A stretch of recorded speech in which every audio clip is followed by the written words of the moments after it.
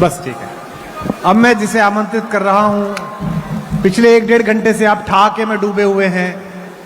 भरत द्विवेदी के गीत से यह कार्यक्रम प्रारंभ हुआ। जिस कवि सम्मेलन की भूमिका में, जिसकी प्राण प्रतिष्ठा में, जिसके भूमि पूजन में गीत रख दिया जाए, वो कवि सम्मेलन कुछ भी हो, उसमें कविता अवश्य होती है। और छत्तीसगढ़ के कवि सम्मेलन इसलिए नहीं कह रहा कि आपके बीच आया हूं, बहुत आता हूं, शायद सर्वाधिक आता हूं, देश का शायद ही कोई कवि होगा इतना आता होगा। या कविता सुनी जाती है, मन से सुनी जाती है। पहली बार राम के ननिहाल में माता वैदेही के घर की एक बिटिया आई है। इतने बड़े कोलाहल में उसे कविता पढ़ने का अभ्यास नहीं है। लेकिन जब अयोध्या के राजमहल ने भी मिथिला की राजकुमारी के खिलाफ षड्यंत्र करके उसे वन में भेज दिया था, छत्तीसगढ़ वालों, हम आपके चरणों में प्रणाम पहुंचाते हैं, पूरे अयोध्या वाले, पूरे उत्तर प्रदेश वाले। उस समय दंडकारण्य में आपने मेरे भगवान को और मेरी मां को जगह दी, उन्होंने प्रेम दिया, आश्रय दिया। बस्तर का पत्ता पत्ता, बस्तर की नदी नदी, महानदी की एक एक धारा मेरे राम के आश्रय की गवाही देती है। अपने संघर्ष का सबसे बड़ा समय उन्होंने बस्तर में बिताया है। और एक टिप्पणी मैंने बस्तर में बोली थी, मैं आज बोलता हूं, आप सबकी तालियां इस बिटिया के स्वागत में गूंजेंगी। और विजय भाई, आपके संघर्ष जो आप लोगों ने वहां खड़ा किया है। राजकुमार राम बनाया था अयोध्या ने, राजा राम बनाया था लंका ने, लेकिन विश्व के लिए पुरुषार्थी राम बनाया था बस्तर ने, दंडकारण्य ने बनाया। अपने खुद के बल पर पुरुषार्थ को सिद्ध करना राम ने आपके यहां से सीखा था। गीत लेकर वो आई है। हो सकता है आप तक आवाज ना पहुंचे, हो सकता है आपके मन में कोई बात आ जाए, लेकिन इसको इसलिए स्वीकार कीजिए कि मंच की अकेली कवित्री है, हमारे आंगन की बच्ची है और इतनी दूर से आई है। उसका सफर हम सबसे लंबा है। वो नालंदा से भी दूर एक 70 घरों के गांव से आई है। पहले नालंदा पहुंची, वहां से पटना पहुंची, पटना से फ्लाइट पकड़कर कलकत्ता पहुंची, कलकत्ते से रायपुर पहुंची। और उसकी छोटी सी एक बिटिया है 1-1.5 साल की। उसको अपने पति और अपनी सास के पास छोड़कर वो राम के ननिहाल में ये देखने आई है कि इस मिट्टी में ऐसी क्या सुंदरता थी जो हमारे जीजा को जन्म दिया। इस मिट्टी में ऐसी क्या सुंदरता थी कि हमारी दीदी को आश्रय दिया। उसी जन्म और उसे आश्रय की दोनों हाथों से तालियां उठाकर अल्पना आनंद का स्वागत कीजिए, जो मिथिला से आई है। आपकी तालियां थोड़ी कम है, और ज्यादा तालियों के साथ स्वागत कीजिए अल्पना आनंद। आओ बिटिया, आजा आजा बिटिया, आजा। इसको सुनना आज अद्भुत है। प्रत्येक मांगलिक अवसर पर माथे पर सजाए जाने वाले अक्षत को कटोरों में भर भर कर पूरे देश तक पहुंचाने वाली छत्तीसगढ़ महतारी को प्रणाम करती हूँ।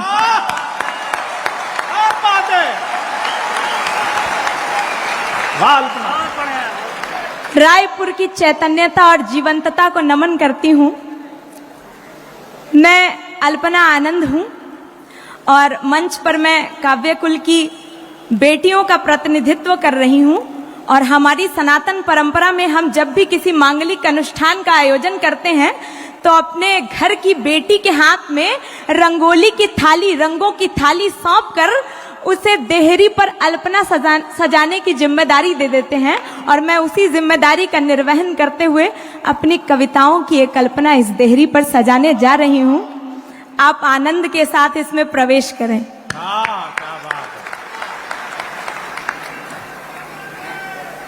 अभी मैम ने श्रद्धांजलि के जो शब्द रखे, मैं भावुक हो गई।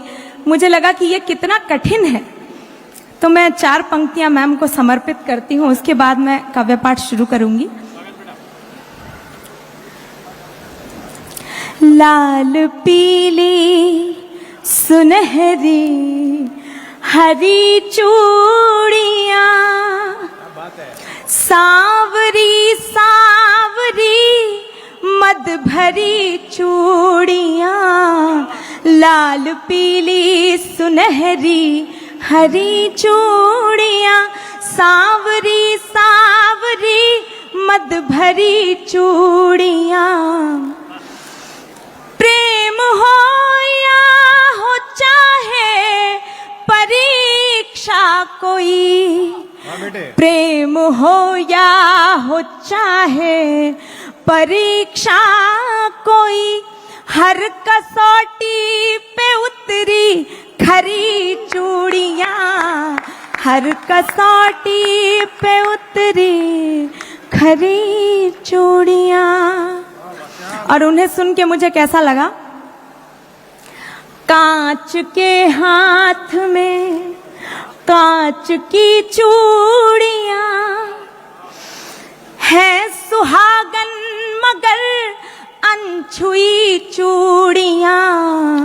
कांच के हाथ में कांच की चूड़ियां, है सुहागन मगर अनछुई चूड़ियां। कृष्ण की बांसुरी से भी मीठी लगे। सुरेंद्र दुबे जी, कृष्ण की बांसुरी से भी मीठी लगे, राधिका की खनकती हुई चूड़ियां, राधिका की खनकती हुई चूड़ियां। हाँ बेटे वाह। मैं सर से 5वीं 6ठी बार मिल रही हूँ और जब भी मिलती हूँ मैं उनके पैर छूने चली जाती हूँ और सर हर बार मुझे मना कर देते हैं। लेकिन हम मिथिला की बेटियां हैं, हम जब भी अपने चाचा, अपने पिता, अपने ताऊ को देखते हैं तो हमें उनमें जनक दिखाई पड़ता है और हम पैर छूने चले जाते हैं। मैं प्रणाम करती हूँ। वाह बेटा।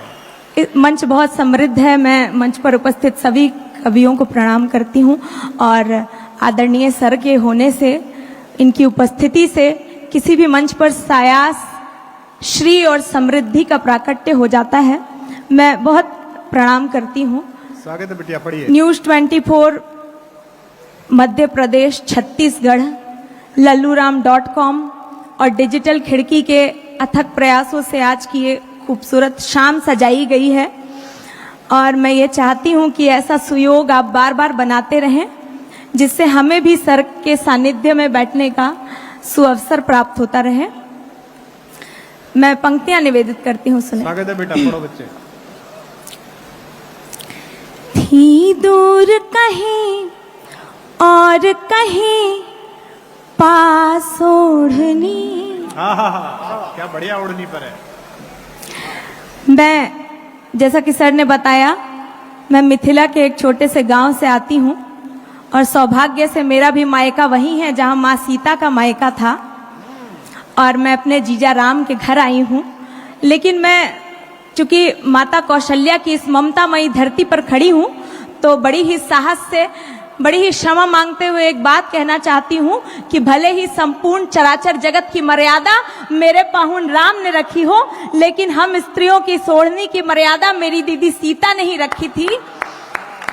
और मैं भी अपने साथ अपने घर, अपने परिवार की मर्यादा की एक ओढ़नी लेकर आई हूँ जो मुझे अपनी माँ और अपनी सास से विरासत में मिली है। मैं पंक्तियां आप तक पहुँचाती हूँ। क्या बात है बेटे, पढ़ो बच्चे। थी दूर कहीं और कहीं पास ओढ़नी, हंसती कहीं कहीं कहीं उदास ओढ़नी। थी दूर कहीं और कहीं पास ओढ़नी, हंसती कहीं कहीं कहीं उदास ओढ़नी। एक गांठ प्रेम की जो बंध गई तो फिर बनी, एक गांठ प्रेम की जो बंध गई तो फिर बनी।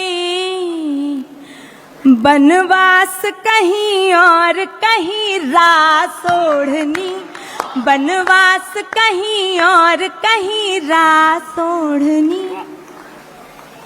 सीता के लिए राम में अनुरक्ति ओढ़नी। अच्छी बात है। शिव हेतु सती प्रेम की अभिव्यक्ति ओढ़नी। क्या भाषा है भाई। सीता के लिए राम में अनुरक्ति ओढ़नी, शिव हेतु सती प्रेम की अभिव्यक्ति ओढ़नी। मीरा के शीश पर सजी तो भक्ति हो गई, मीरा के शीश पर सजी तो भक्ति शक्ति हो गई, दुर्गा के ओढ़ने से बनी शक्ति ओढ़नी, दुर्गा के ओढ़ने से बनी शक्ति ओढ़नी। भाई तालियां थोड़ी कम है क्या? बढ़िया कविता पढ़ी जा रही है। देखो, जुमलों पर, चुटकुलों पर, बातचीत पर ताली मत बजाओ, चल जाएगा, लेकिन कविता पर अगर चुप रह गए तो पत्रकार बैठे हैं यहाँ पर, हरिभूमि से हमारे हिमांशु भैया बैठे हैं, ये ना हो जाए कि ये खबर छापी सुबह के अखबार ने, रात भर नाची नर्तकी अंधों के दरबार में। कविता पर चुप मत हो जाए। एक बार जोरदार तालियां बजाइए बेटे, मन से पढ़। क्या ओढ़नी के छंद पढ़ रही है, वाह! क्या ओढ़नी लेके आई, वाह! सुनिए। हाँ बेटे, कुछ अच्छा सुनाने की कोशिश करती हूँ। छत्तीसगढ़ रायपुर में पहली बार काव्य पाठ कर रही हूँ, और ये वो धरती है जिसमें माँ सीता के चरण कभी पड़े थे। मैं इस धरती को प्रणाम करती हूँ, और ये वही छत्तीसगढ़ है जिसके वन प्रांत ने हमारे राम को, निर्वासित राम को न केवल सहेजा बल्कि अपने प्रेम से उनमें रामत्व का विकास किया है। मैं प्रेम की इस धरती को प्रेम का एक मुक्तक सौंपती हूँ, सुनिए। स्वागत है बेटा। प्रेम में क्या परिवर्तन घटित होते हैं।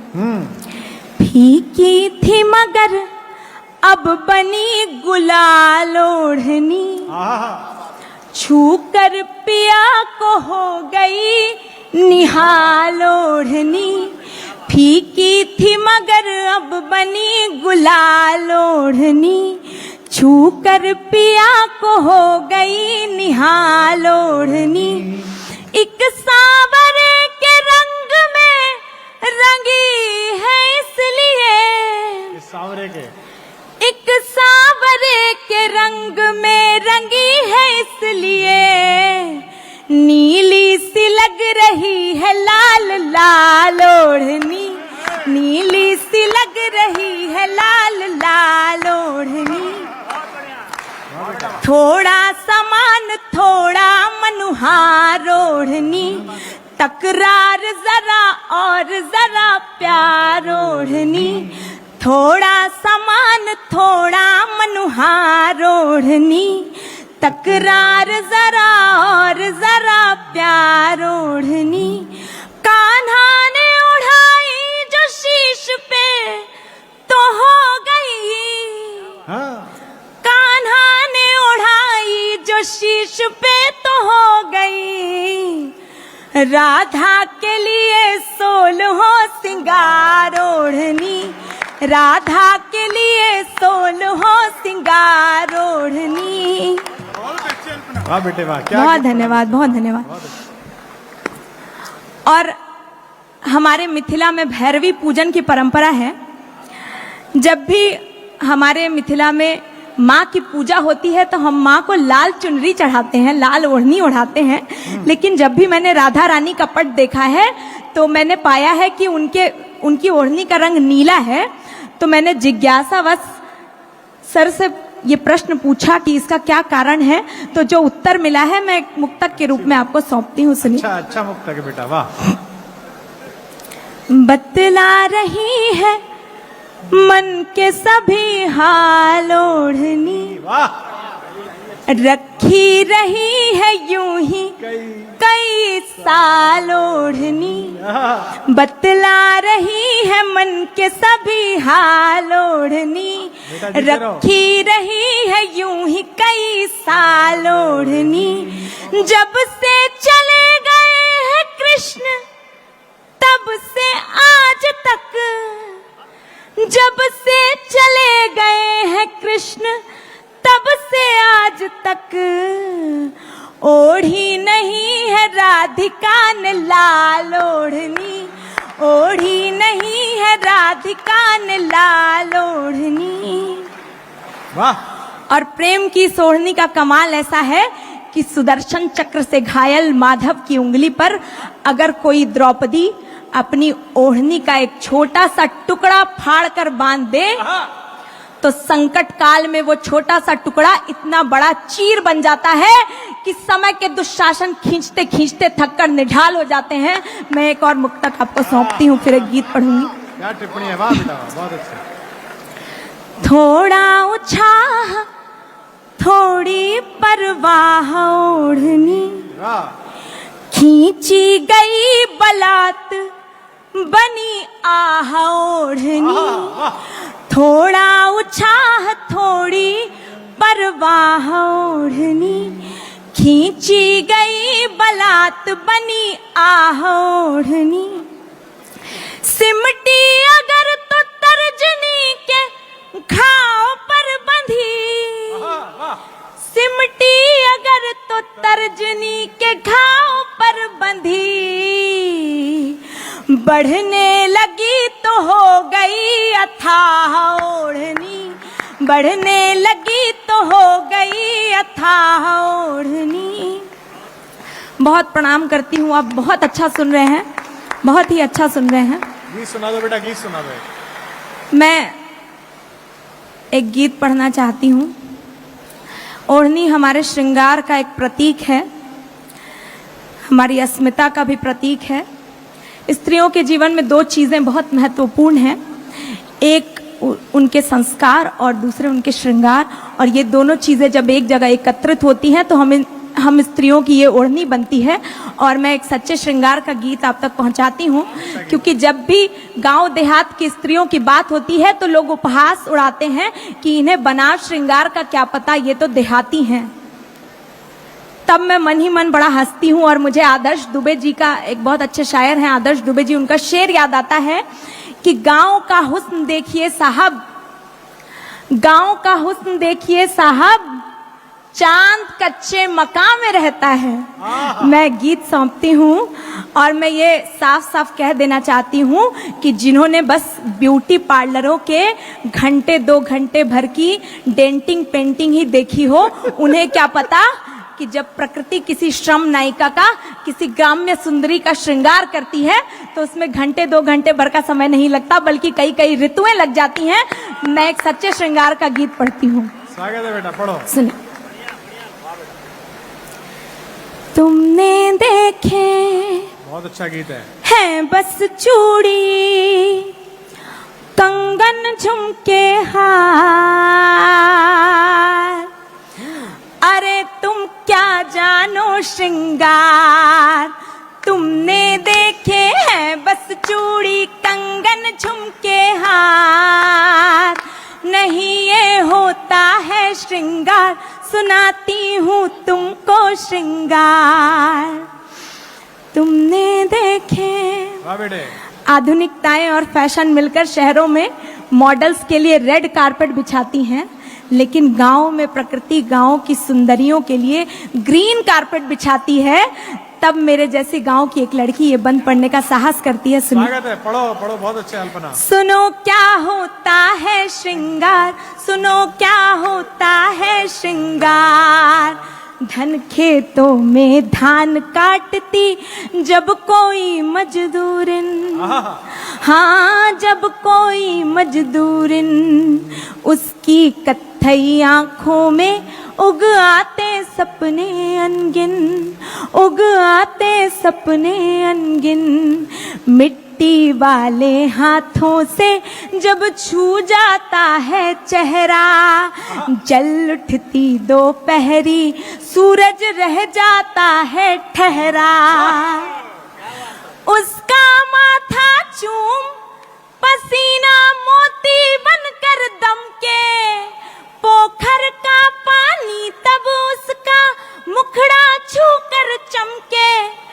उबटन बनकर मलती है जब काया को धूसरता, उस क्षण उससे जलती है जग की सारी सुंदरता, धानी मखमल उसके पग में, धानी मखमल उसके पग में बिछने को तैयार, यही तो होता है श्रृंगार, यही तो होता है श्रृंगार, तुमने देखे हैं बस चूड़ी कंगन झुमके हार, नहीं ये होता है श्रृंगार, सुनो क्या होता है श्रृंगार। बहुत अच्छा गीत है बेटे, वाह। और मेरा ऐसा मानना है कि दुनिया में 2 ही तरह के लोग बहुत खूबसूरत होते हैं, एक वो जो प्रेम में होते हैं और दूसरे वो जो मेहनत कश होते हैं। क्या बात है। प्रेम में वो सामर्थ्य है जो किसी भी क्रीम और पाउडर से ज्यादा चमक आपके चेहरे पर उत्पन्न कर सकता है। हालांकि इसके कुछ एक्सेप्शंस भी हैं, जैसे कि शंभू शेखर भैया हैं, इनके ऊपर तो क्रीम भी फेल हो गई और प्रेम भी फेल हो गया। मैं बंद सौंपती हूँ, सुनो। क्या बात है। सुनो क्या होता है श्रृंगार, सुनो क्या होता है श्रृंगार, कितना पावन होता देखो रूप एक बिरहन का, हाँ रूप एक बिरहन का, गुदना से उसके हाथों पर नाम लिखा साजन का, हाँ नाम लिखा साजन का, जीती है वो बिछुड़न का संबल हाथों पर टीके, उन काली रेखाओं के आगे सब टैटू फीके, वो अंगुरी में डसले भी नगनिया रह रह गाए, कुछ पूछो तो अचरा दांतों से धर कर सकुचाए, उसकी चंपई रंगत में तब लाली घुल जाती है, नैन सजल फिर भी गालों पर लाज उमड़ आती है, सच पूछो तो लाज नहीं है, सच पूछो तो लाज नहीं है, ये है पहला प्यार, यही तो होता है श्रृंगार, यही तो होता है श्रृंगार, तुमने देखे हैं बस चूड़ी कंगन झुमके हार, नहीं ये होता है श्रृंगार, सुनाया तो तुमको श्रृंगार। बहुत प्रणाम करती हूँ। बहुत अच्छे, बहुत अच्छे।